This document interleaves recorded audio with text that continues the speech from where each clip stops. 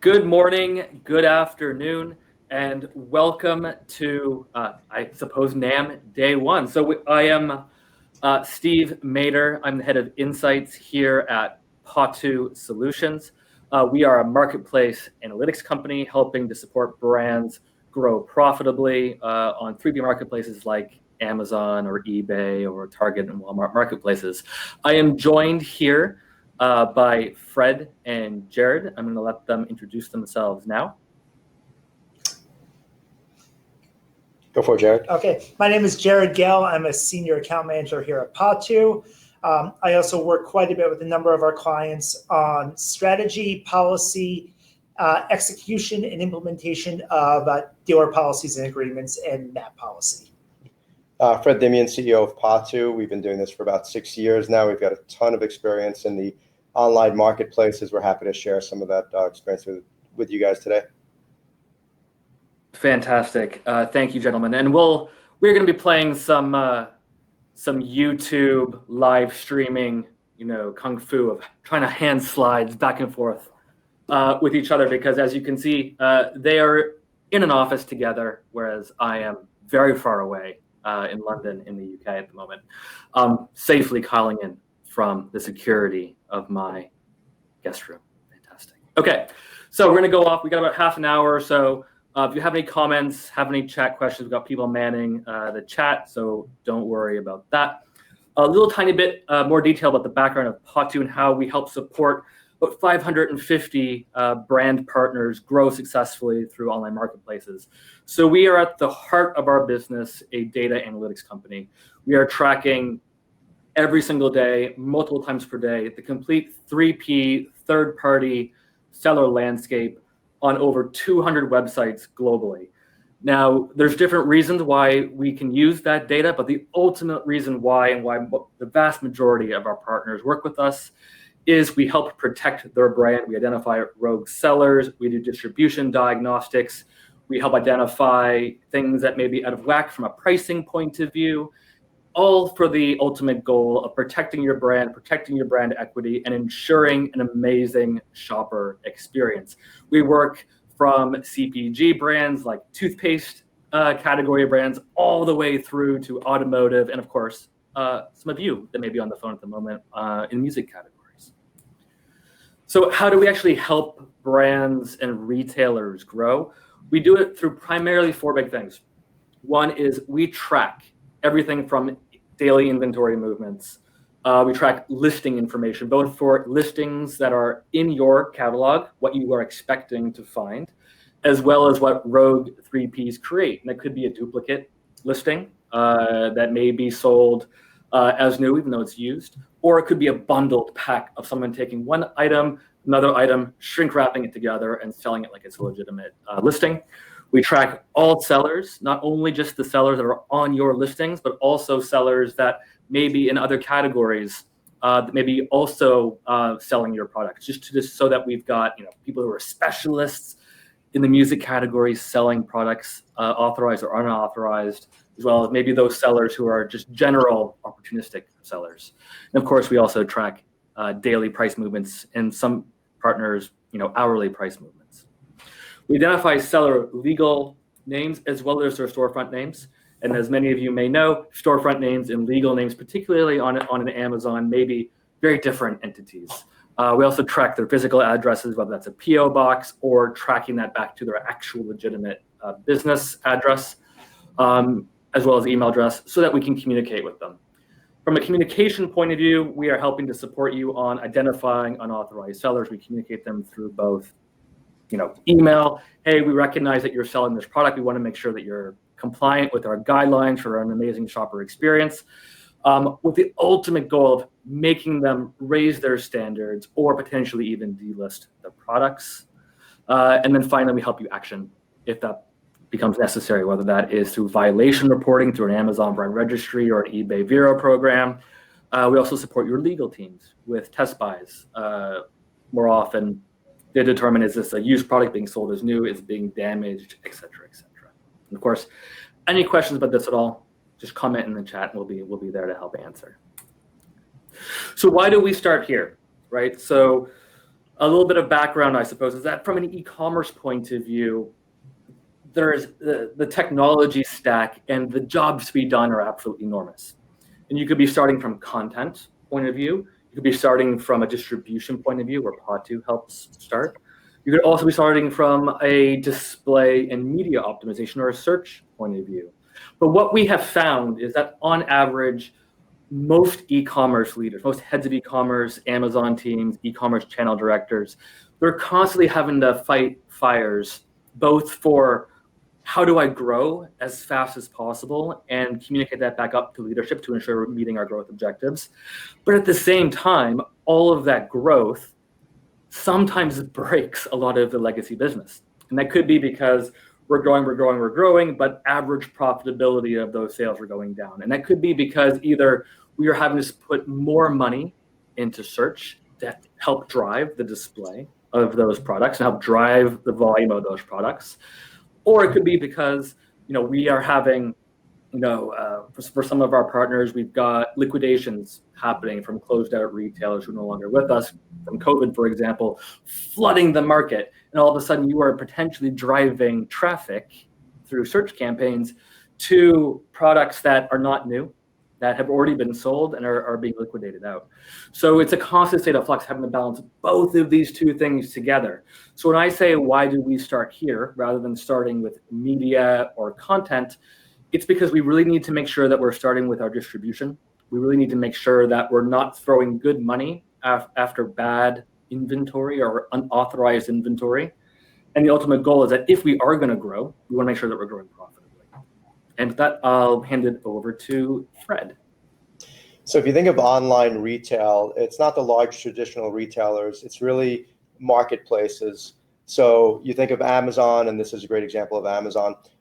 Amazon is not a retailer. Amazon is a marketplace. Walmart is trying to become more of a marketplace. Target opened its marketplace. So when you think of online retailer, really think of it's a lot of mom and pops, a lot of brick and mortar retailers selling online, but it's not too traditional, like you're competing against Amazon or you're competing against Walmart, you're competing against millions of sellers across that platform. And it's a pretty clear trend. And if you look at your Target propagating a marketplace or your Etsy or Facebook marketplace, that's just going to continue. It's highly profitable for those platforms to have marketplaces. They take no risk of inventory. Amazon has nearly 600 million items for sale. Very few of those items are being sourced directly. So it's also a way for them to grow their catalog and their offering and to become the everything store. So expect that continuation and an increase in the 66% of online retail being marketplaces.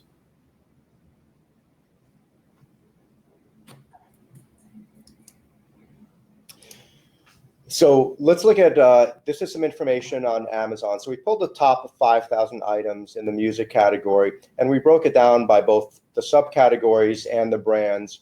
And as you can see, the subcategories might be very different as far as their listing count than they are in brick and mortar. But it's important to understand what's going on in the categories online. Trends that happen in retail are now happening online first and then moving to brick and mortar. So it's great to know what's happening. Also, the distribution of brands is very different than what it looks like in a traditional brick and mortar environment. This is the top 5,000 items. You could see the top brands have very few items in that category compared to brick and mortar, which is highlighted on the next slide. So the competitive landscape online is much different than it is in brick and mortar. So the top 20 brands on Amazon constitute less than 25% of the overall shelf space. This is significantly different than what you're experiencing in brick and mortar, and it's important to understand. So growing that market share, maintaining your market share, understanding what other brands may be taking up market share is really important. One of the brands, as we're aware of, that is taking market share in a lot of categories is Amazon Basics. So Amazon has hundreds of brands. They do not all start with Amazon Basics. But if you look at the Amazon brands, they're continuing to escalate in ranking.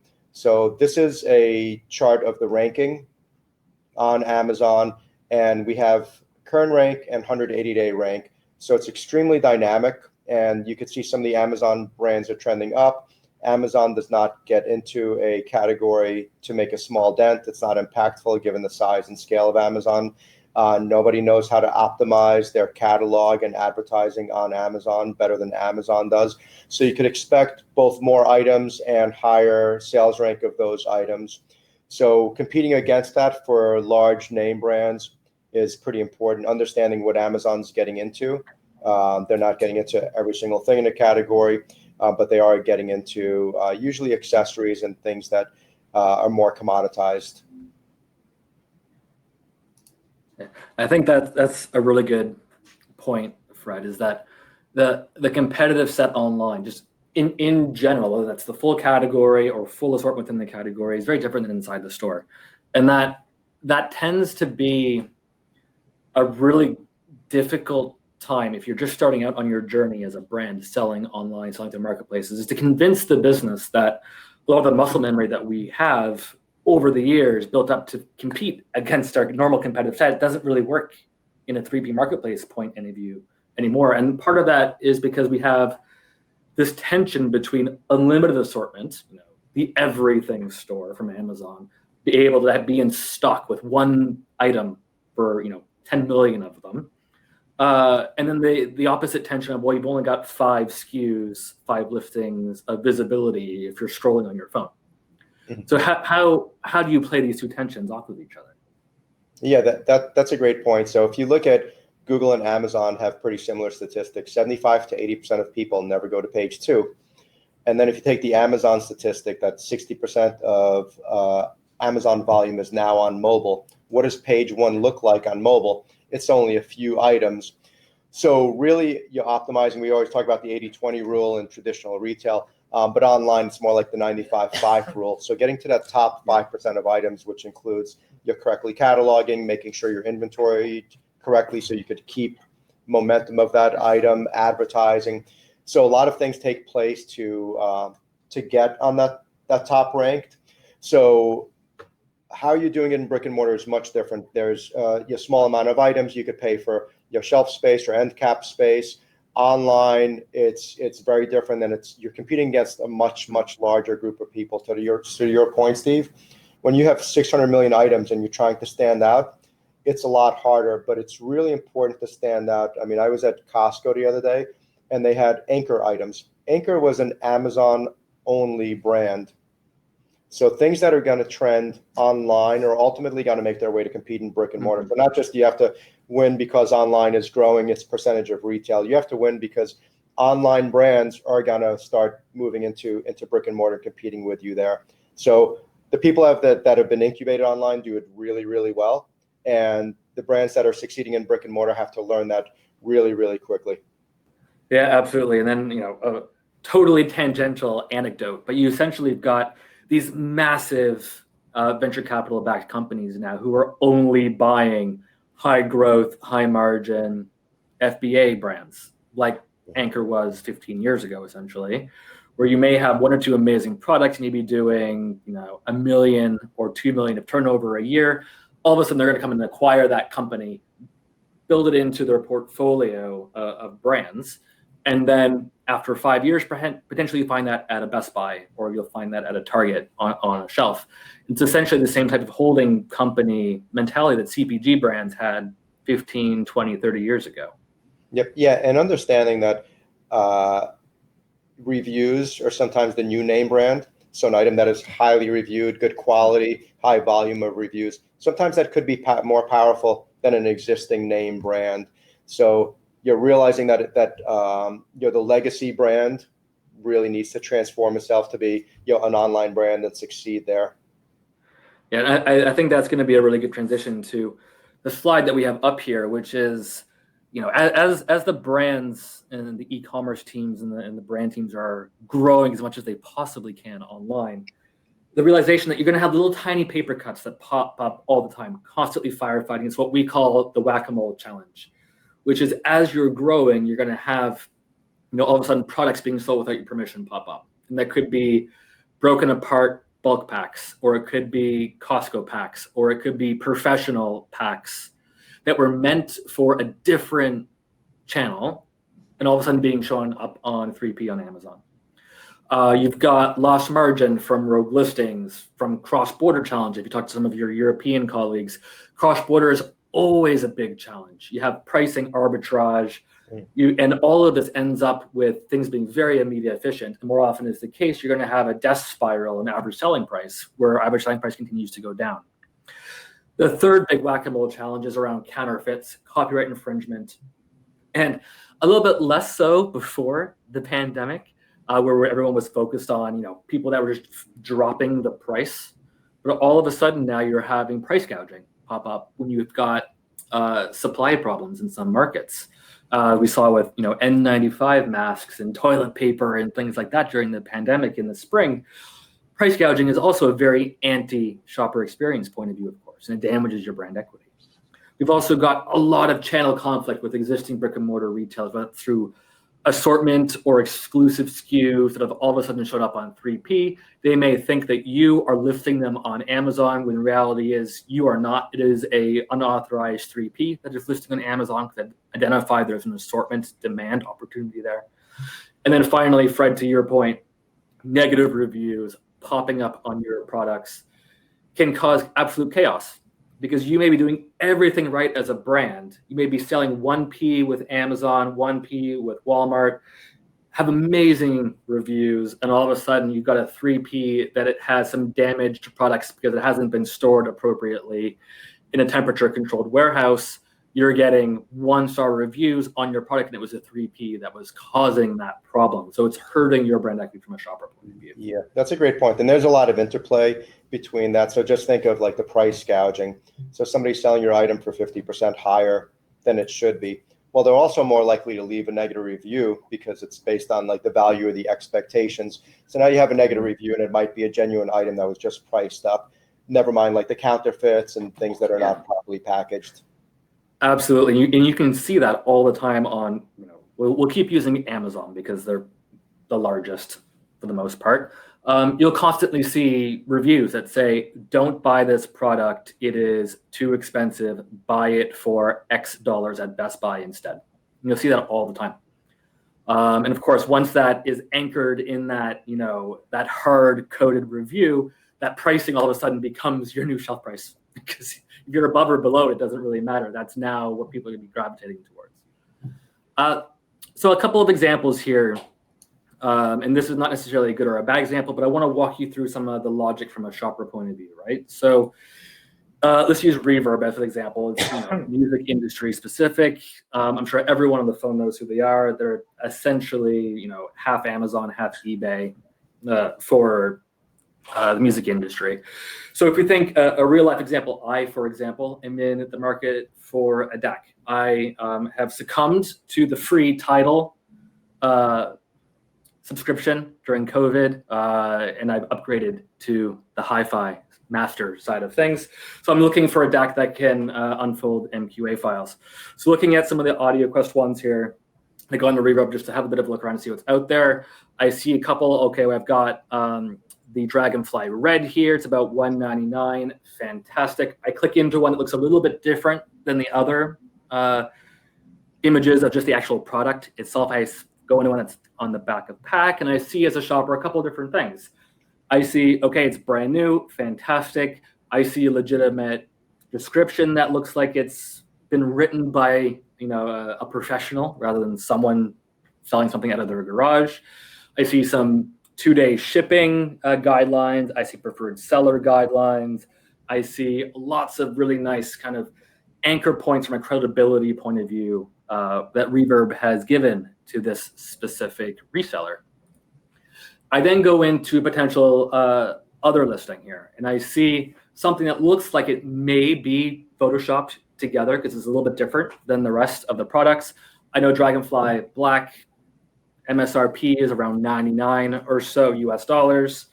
I see it's now potentially bundled with a lightning cable adapter. And from a shopper point of view, I'm thinking, is this bundle legit in the US?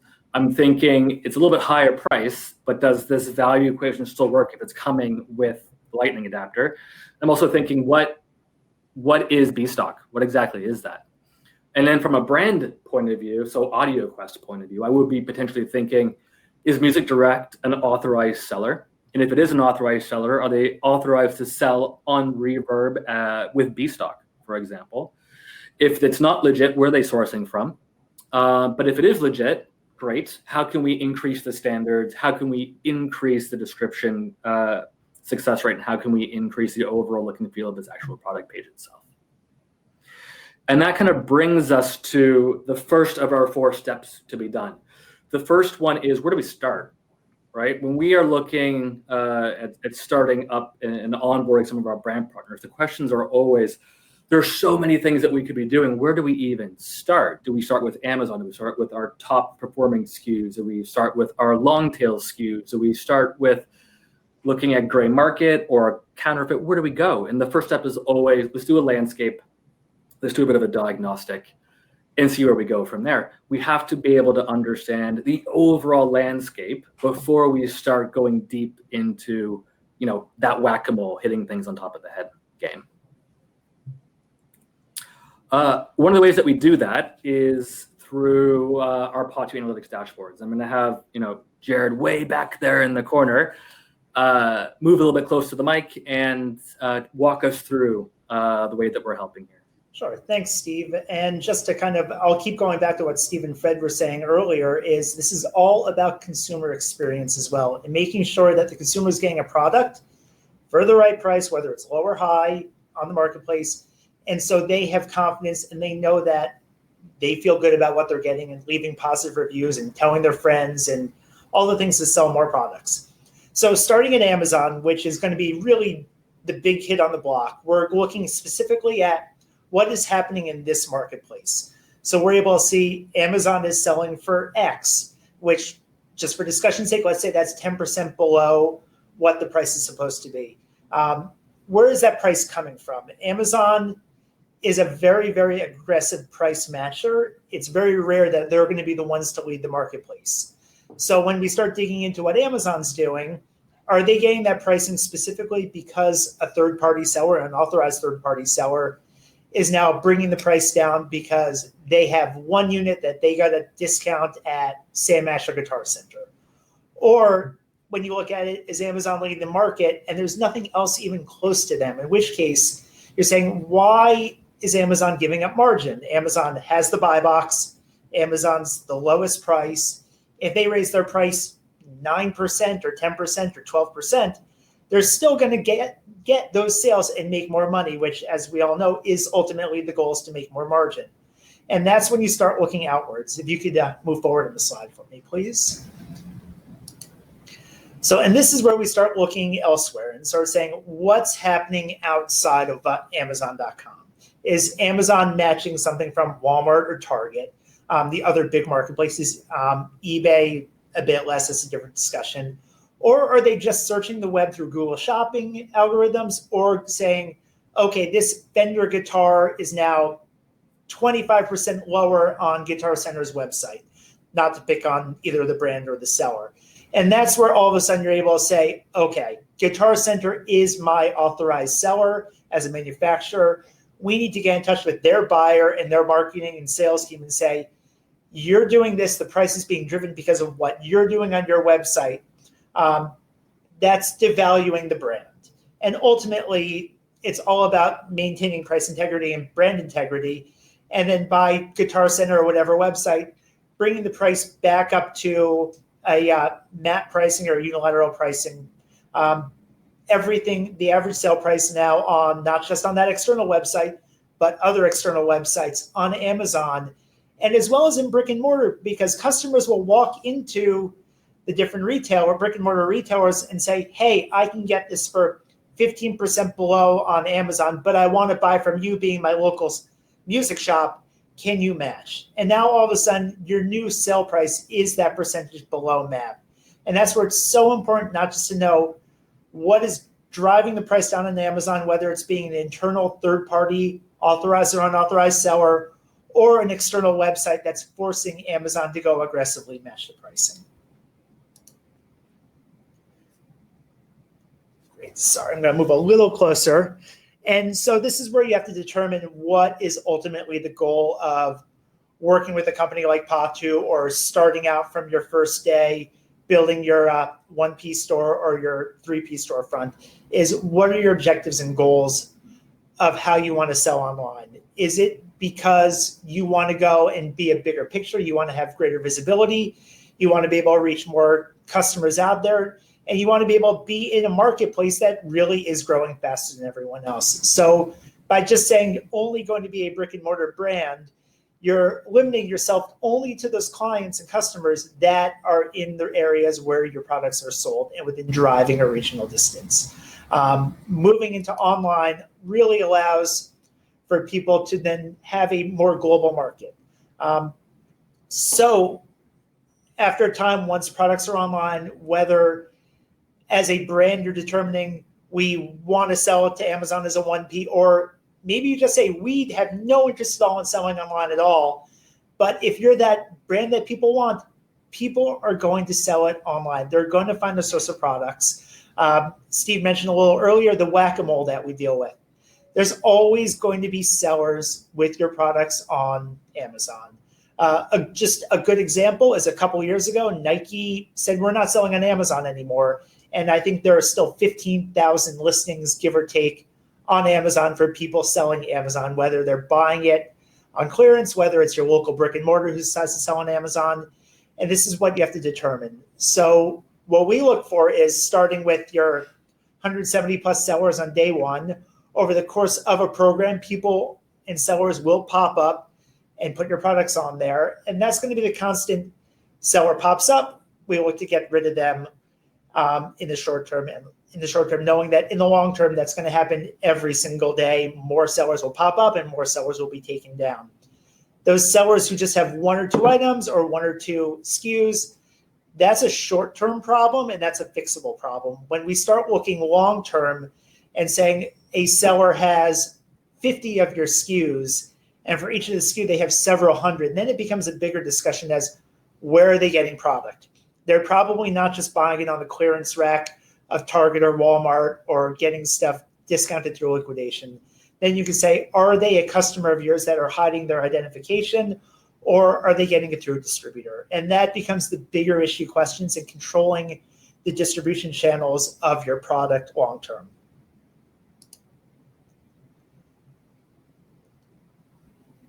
Steve, do you want to pick up there?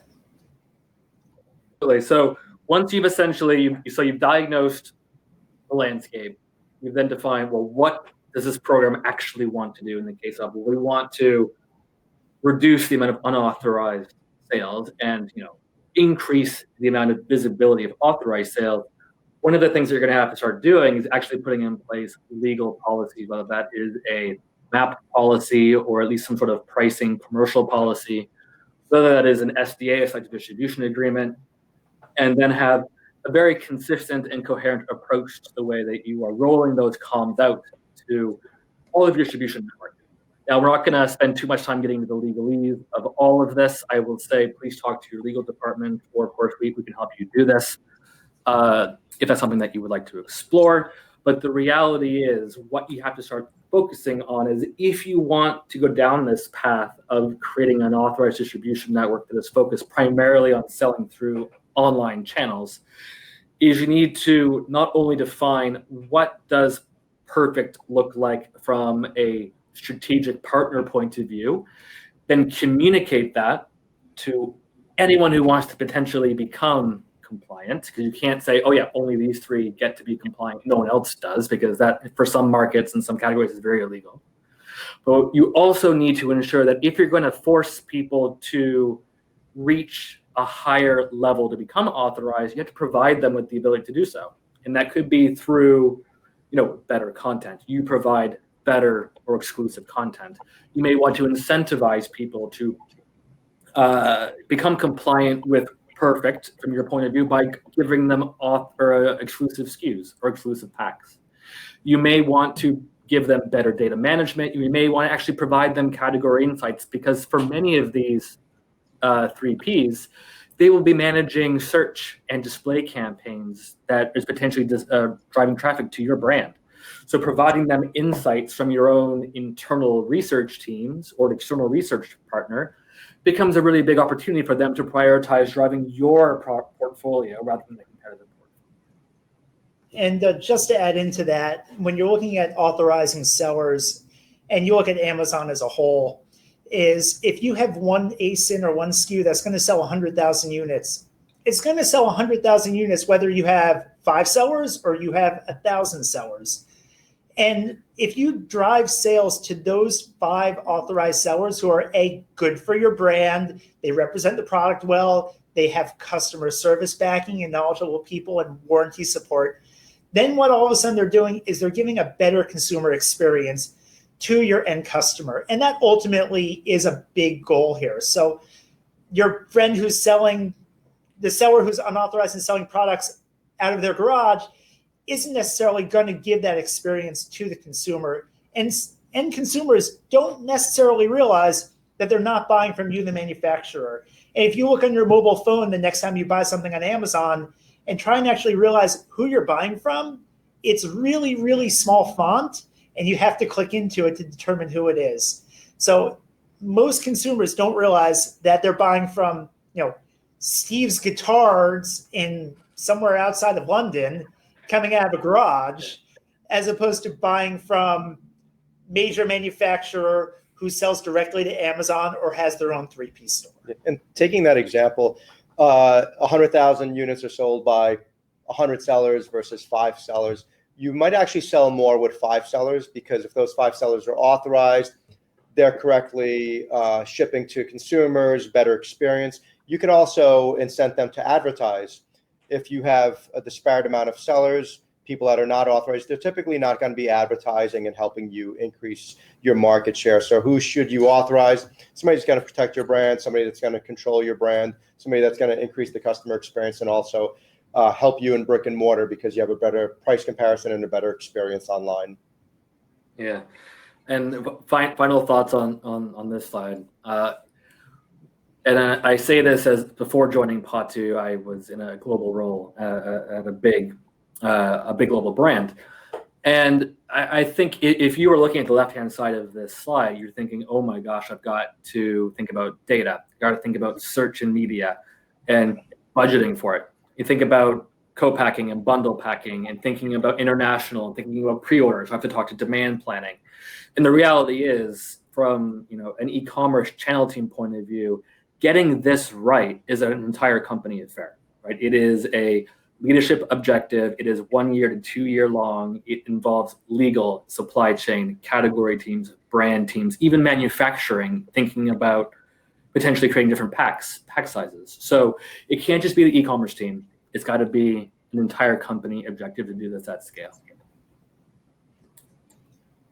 Okay. Now there are also some success stories here, and I'll let Jared chip in for it. Sure, and this is just a downward trend of below map pricing when someone starts with us versus the long term. So going after those sellers, prioritizing those 3Ps, saying who are the people who are damaging your average sale price, who are bringing down the buy box price, and then also looking at people who are the sellers that have the long-term impact, the ones who have a lot of inventory, the ones who are able to get products through a distributor or through the gray market. Those are all going to bring your average sale price down. So this is a graph of things are going lower to the right. Your map violations are dropping down. The contrast to this is when this happens, you would be having a line going upwards and to the left, and that would be your average sale price going up. So over the course of a year, for a manufacturer, seeing your average sale price go up 3, 4, 5, 6%, that is a huge, huge, huge amount of revenue that is going to be coming in, not only to you being the manufacturer, but also to your partners.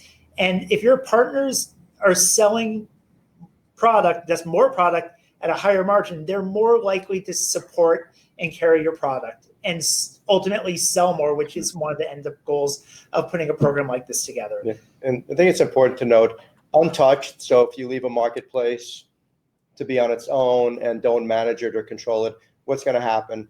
Prices are going to decrease and map violations are going to increase.